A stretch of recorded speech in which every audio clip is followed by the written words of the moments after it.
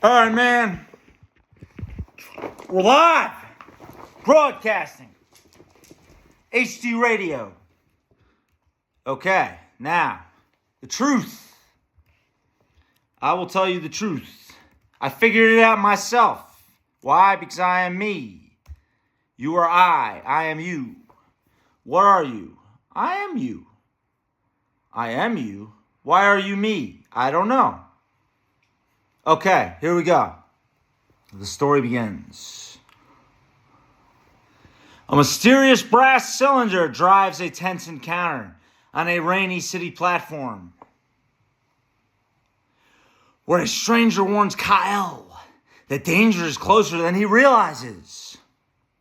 With a quick check of his weapon and the cryptic object, Kyle faces an unexpected threat just as the lights go out.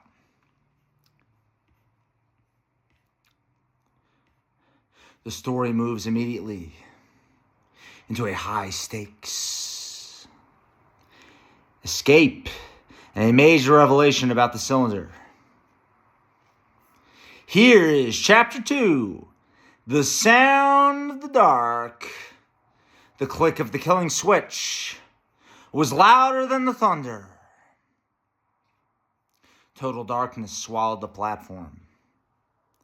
The hum of the vending machine died. The digital arrival boards blinked out, leaving only the smell of ozone and wet wool. Kyle did not draw his weapon.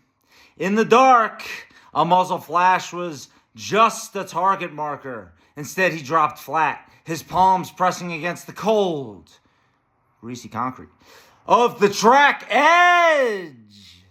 Okay. Don't move, a voice hissed. It wasn't the old man. It was a younger, closer, and coming from the open tracks below.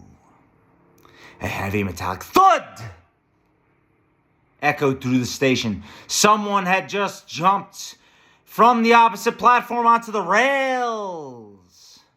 Kyle reached into his coat pocket, his fingers wrapping around the brass cylinder. It felt impossibly warm against his skin, vibrating with a faint rhythmic pulse that matched his own heartbeat. He's not on the bench, a tactical voice sparked from the northern exit. Green laser lines sliced through the darkness, painting the concrete columns. The cleanup crew had arrived sooner than expected. Kyle slid over the edge, dropping silently into the gravel of the train pit. 1995.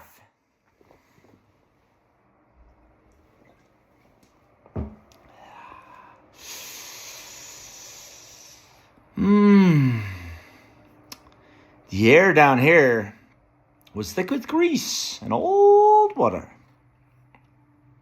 Oh, you cocksucker. He pressed his back against the damp wall, holding his breath as a boot crunched the gravel just 3 feet away. The brass cylinder in his pocket suddenly clicked. A tiny, razor-thin beam of blue light shot straight through the fabric of his coat, projecting a burning schematic directly onto the palm of his hand. It wasn't a weapon or a map. It was a live countdown. 00.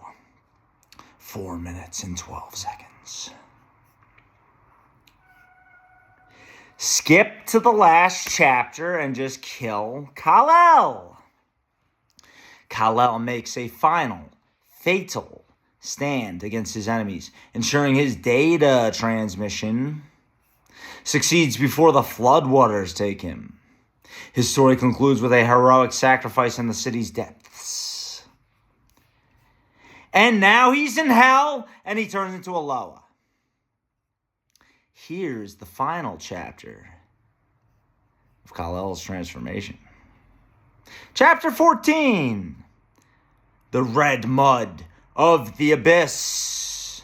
Depth was not cold. It was a suffocating sulfur-thick heat that smelled of burnt sugar and old copper. Kyle opened his eyes, or rather, the burning orientation points that now served as his vision. He wasn't in the subway tunnels anymore. He lay in a vast, endless swamp of boiling red mud under a sky of a color of bruised vein. This was the bottom of the ledger. Hell! The transition began before he could even stand. The mortal wounds in his chest didn't heal. They widened, tearing open like a split canvas to reveal a framework of polished white bone beneath. His human skin sloughed off into the mire, dissolving like wet paper in a toilet. In its place, a cold, iridescent shadow stretched out, hardening into the armor of midnight ash. He felt the sudden, crushing weight of 1,000 dead souls pressing against his consciousness. They weren't attacking him. They were offering themselves. The brass cylinder he had died protecting was still with him, melted directly into the bone of his right forearm. It pulsed violently, acting as a beacon in the dark. The energy of the abyss rushed into it, rewriting its purpose. It was no longer a human data drive. It was a crossroads. Like Pied Millefois, the Lord of the South. Kyle stood up on legs that were now impossibly long, his shadow looming 30 feet high against the red mist. He reached up and touched his face. His fingers met the cold, smooth surface of a stylized, featureless white mask. 1995.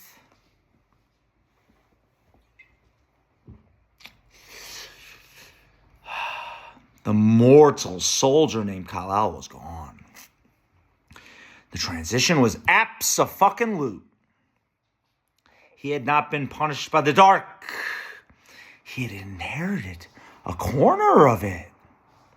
He was a new Loa, a spirit born of copper, sacrifice, and the digital grid, waiting at the gates of the underworld for the next soul to fall.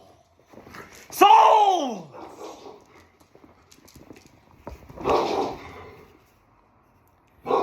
Okay. And now that Kal-El is a Loa, he has an epiphany. That human morality is totally fucking worthless in the spirit realm. And that the only thing that matters is scientific, alchemical transmutation of semen from the penis into spirit food. And other than that, nothing else matters. Your titles, your goddamn presidency, nothing matters.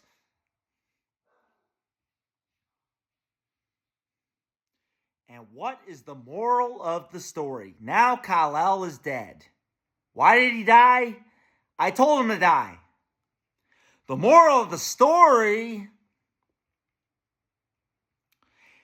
is that the meaning is entirely defined by the plane of existence you inhabit.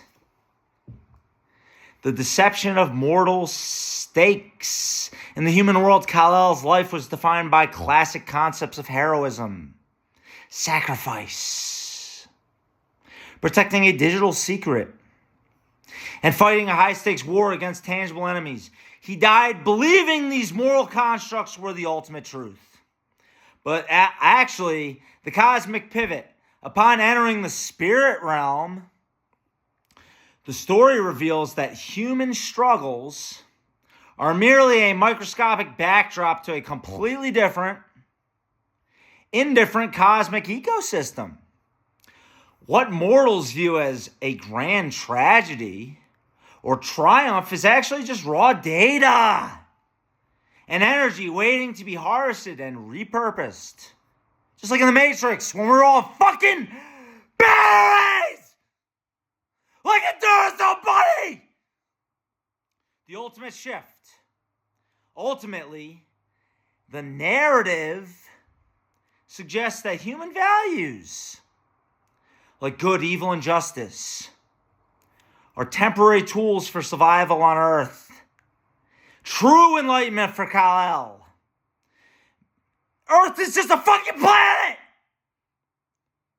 Meant shedding those emotional illusions to accept a cold, mechanical reality. The only thing that truly matters is understanding the raw, functional laws of the universe you are currently in and mastering the specific currency required to survive it. And what did Kal-El discover in death after this realization? What was the grand fucking purpose of the cum spirit food? What were the Grand Masters of Death cooking up? If the physical world was not relevant, why did they manifest miracles? 1995. Batman Forever. Out of the raw fluid energy.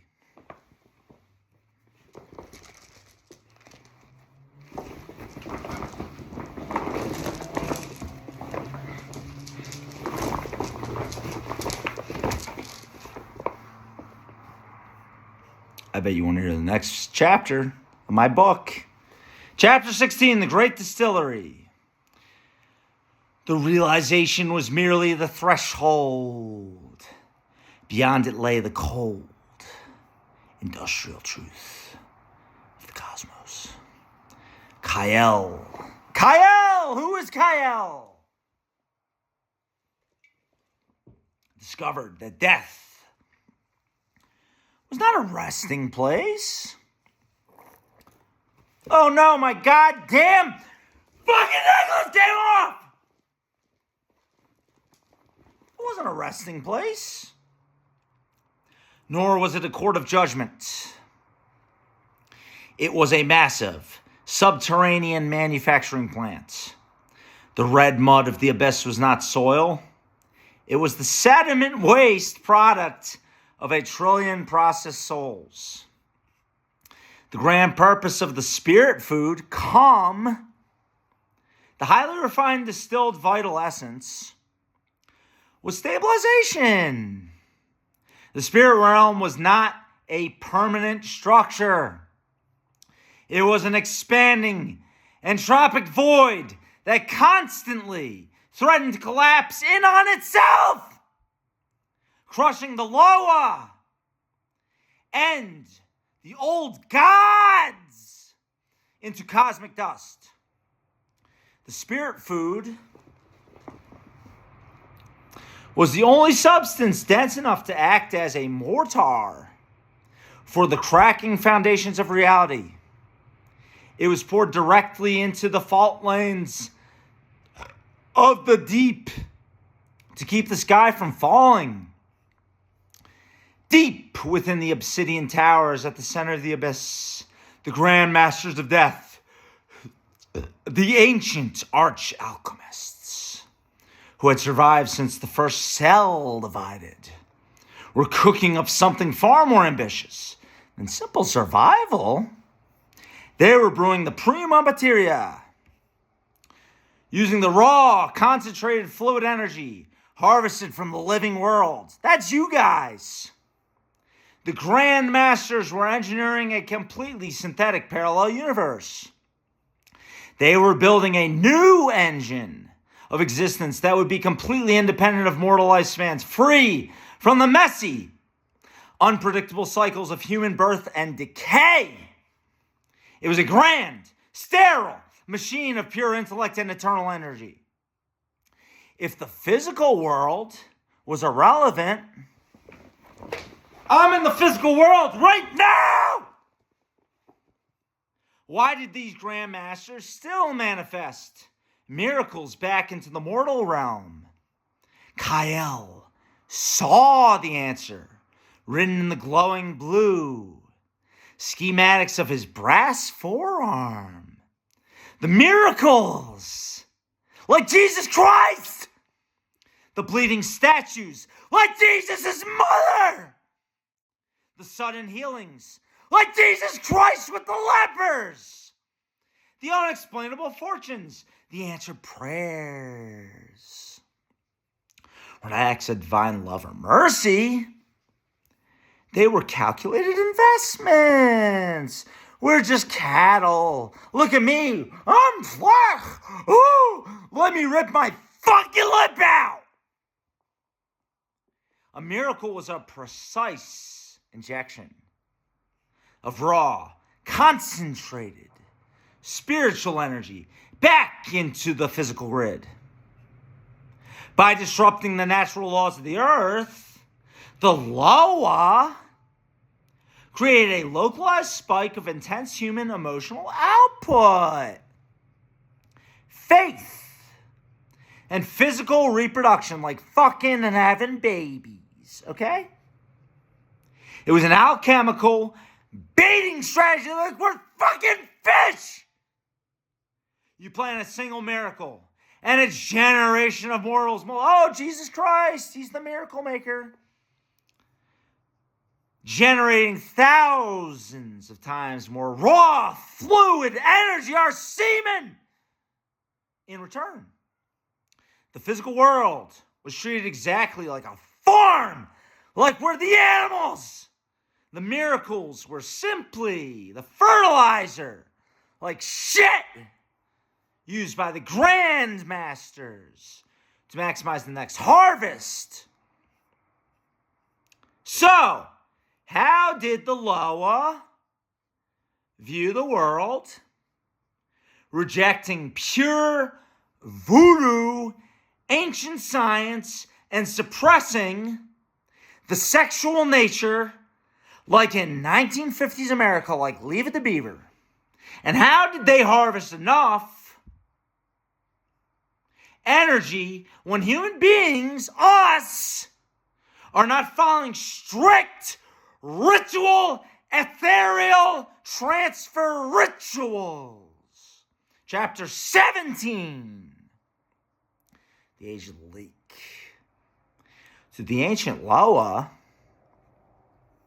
the suppression of primal energy, like the button-down clinical puritanism of 1950s America, was not a defeat, just like Father Knows Best. It was an industrial hazard. They did not view the world's rejection of ancient voodoo science, believe the science, as a spiritual rebellion.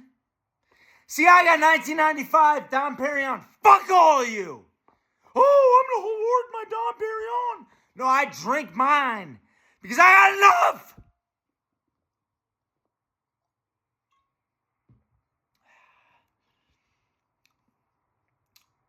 They did not view the world's rejection of ancient voodoo science as a spiritual rebellion, but rather as a catastrophic clogging of the pipes. Just like a toilet gets fucking clogged with your shit. When the human societies, you fucking animals, built rigid moral dams to suppress their sexual, oh, I'm sexual. Yeah, I'm real sexual. I love sex because it feels good. Fuck God. And vital nature. And fuck Allah. And fuck Muhammad. And goddamn it, die Iran. That's our goddamn island. The Strait of Hormuz is American. So shut the fuck up, get out of fucking face! 1995 Batman Forever. Crash Dummies, look that shit the fuck up. And Pokemon cards. And I'm almost empty. I'm gonna be back. Because I'm empty on my little Dom Perignon. Oh, 1995 on balling just like P. Diddy. Oiling up. Grabbing his dick. Committing atrocities. I'm back. I'm going to be back. You are with Spiritual Lucky Hoodoo Broadcasting Radio. Broadcasting with the Father. Listen to the Father. Father says, "Goddamn son of a bitch, I will be back." Look at the 1995. Listen. You stupid cattle are being driven around by the spirits. Yeah. It's now the age of Tethos. I will be back.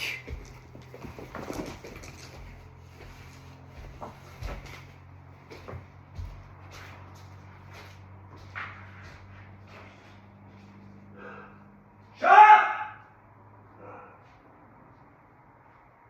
So, what do I need? What do I need?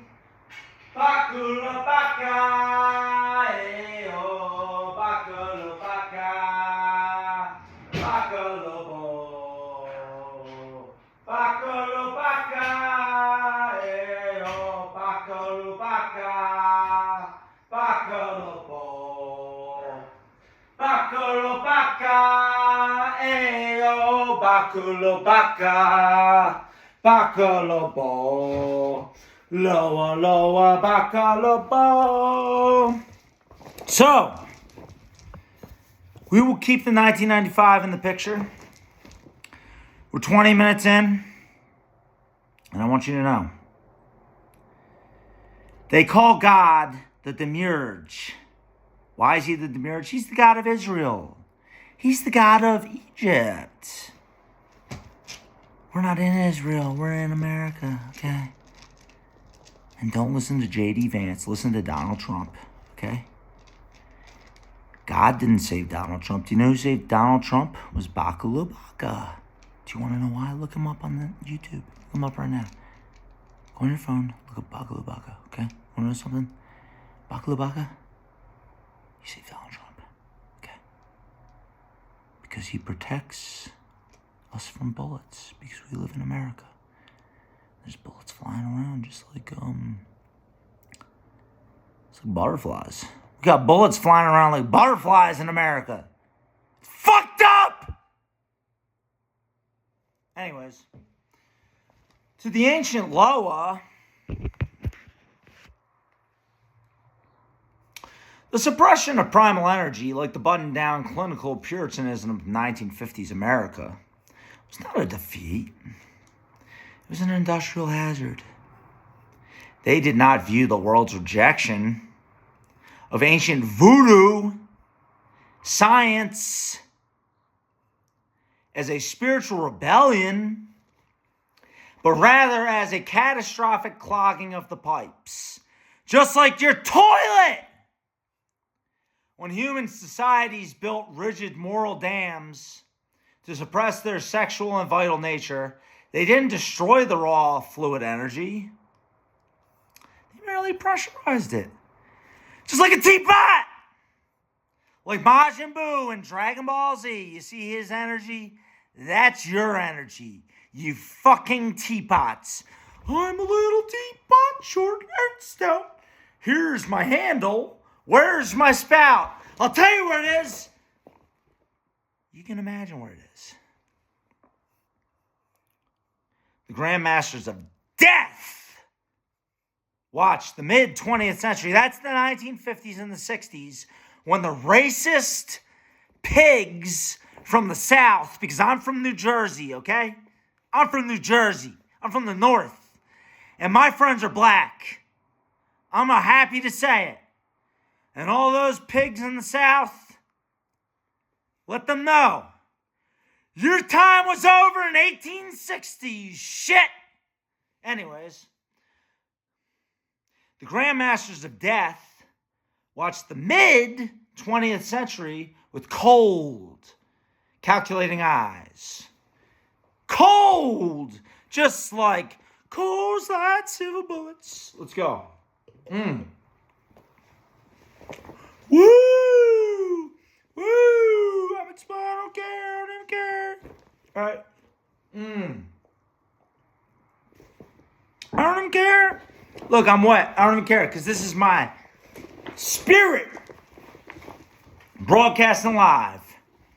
We're raw. We're dirty. We're wet. Let's go. The Grandmasters of Death. Death. Watch the mid 20th century. That's the 1950s. That's Leave It to Beaver. That's...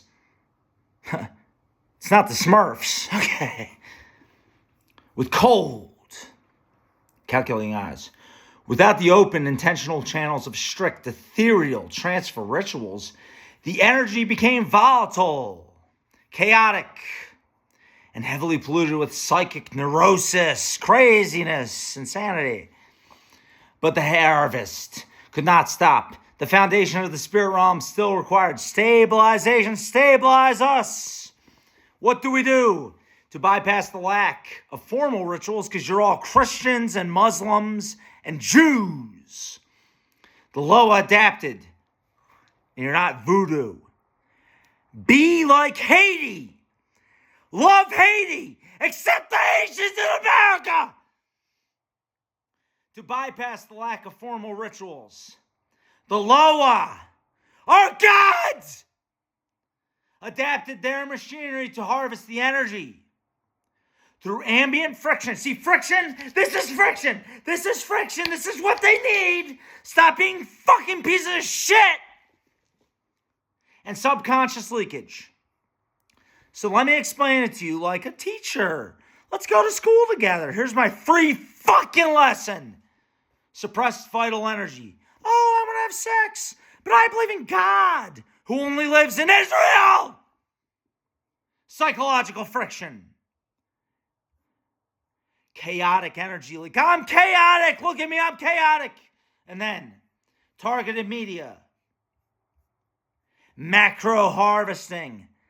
They're harvesting us. Just like in the Matrix when they had us in their goddamn batteries. So, when a society denies its core biological and alchemical nature, just like in Morrowind, the energy forces its way out sideways. Like, I can't escape. I'm in a fucking box. I'm in a box. The Loa, our gods, stopped waiting. Fuck Jesus Christ.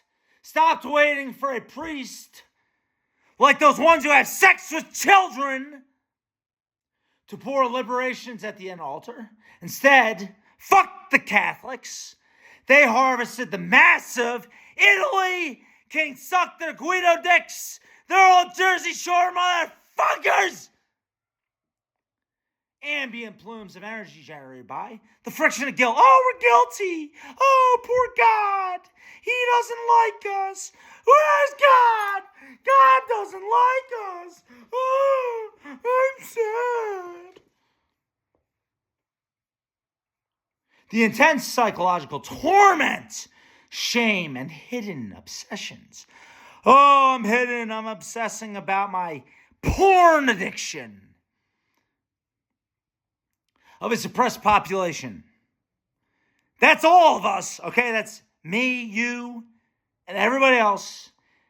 Created an incredibly hot, dense friction. That is friction. This is fucking friction. This friction cooks. The vital fluid, semen, come on your mother. Not my mother. I'm talking about the primordial mother. Into a highly concentrated, albeit bitter, you disgusting people, form of spirit food. You're all disgusting because you're all guilty.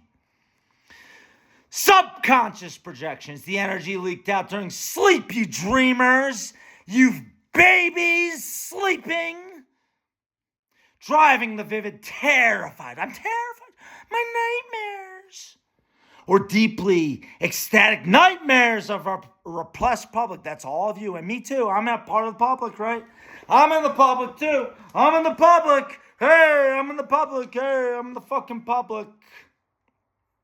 The Loa are gods. Don't listen to the Bible.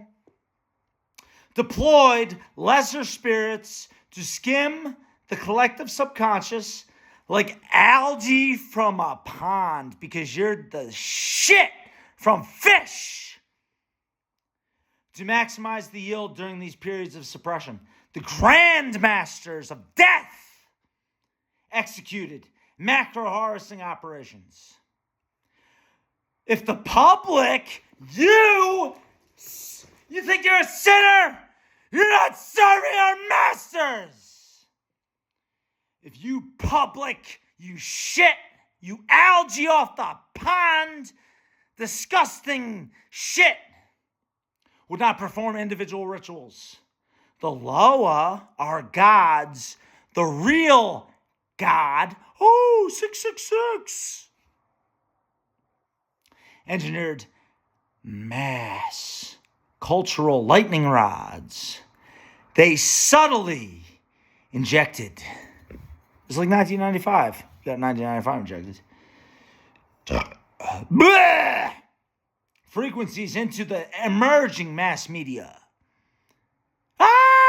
Music and counterculture, just like the Grateful Dead of the era. A single hypercharged cultural icon or an underground movement could trigger, like all you people on the internet, a synchronized collective release of suppressed vital energy across millions of people at once. Humans, you sick rats in your rat race. Oh, let me get my next title. Oh, look at me, I'm the vice president. Duh. Just like in The Water Boy.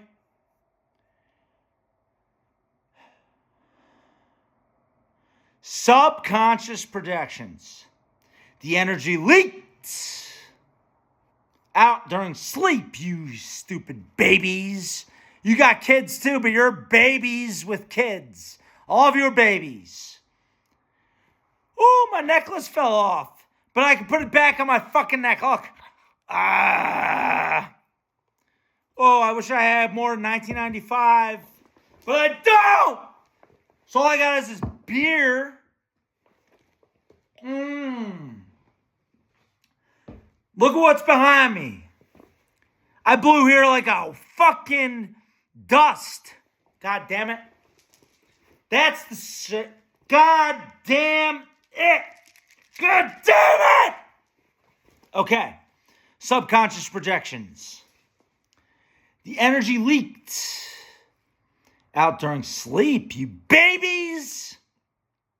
Driving the vivid, terrified, or deeply ecstatic nightmares of a repressed public. That's you stupid people. The Loa deployed lesser spirits. They had to put their lesser spirits out like the pieces of shit. To skim. Just like a pool. Did you ever see a swimming pool and nobody cleaned? It looks like shit with leaves. It's disgusting. Like algae from a pond. It's disgusting. You people are disgusting. They subtly injected specific frequencies into the emerging mass media, like the Grateful Dead. Or Madonna. Like, look at her, kissing Britney Spears. And you know something? I want to channel my guy. Leave Britney alone! Leave Britney alone! All right. And counterculture of the era. A single hypercharged cultural icon like Elvis Presley. Or an underground icon like Aleister Crowley. Movement could trigger a synchronized... Because Aleister Crowley was wrong. He's so stupid. He looks like a fucking retard. Okay? He's stupid. I'm smart. He's stupid. Okay, anyways. can trigger a synchronized collective release of suppressed vital energy across millions of people at once. Millions. Okay, how about billions? The humans, us. I'm a human. I am a human. We are all humans. Forget about the color of our skin. My best friends don't look like me. Okay? I love them. The humans thought they were experiencing a social revolution or a moral panic, just like with the tie-dye and all that crap. All the crap with skateboards and Bart fucking Simpson. In reality, let's look at reality. What is reality? Anyways, they were just filling the reservoirs just like rain with shit and fucking leaves and stuff, and it rains and just pouring and all that shit goes into a gutter. They think we're fucking shit. All right. Filling the reservoirs just like the gutters of the deep. Through a new.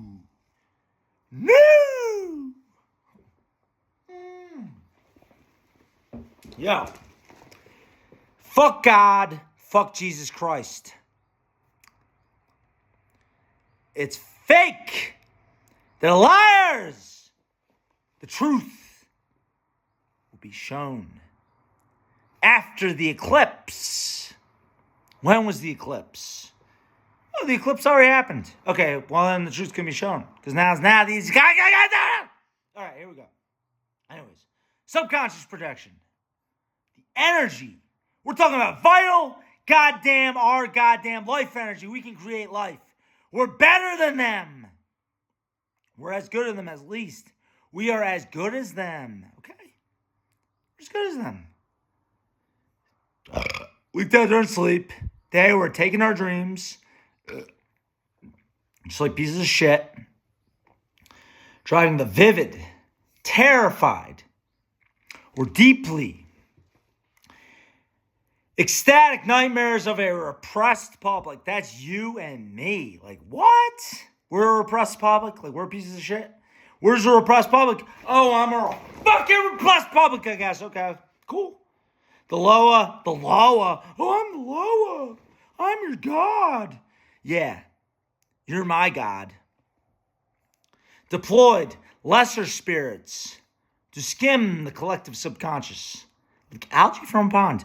Like if you had goldfish at a fucking garden place that had goldfish for sale. Oh, there's algae on the top and these fish are sick.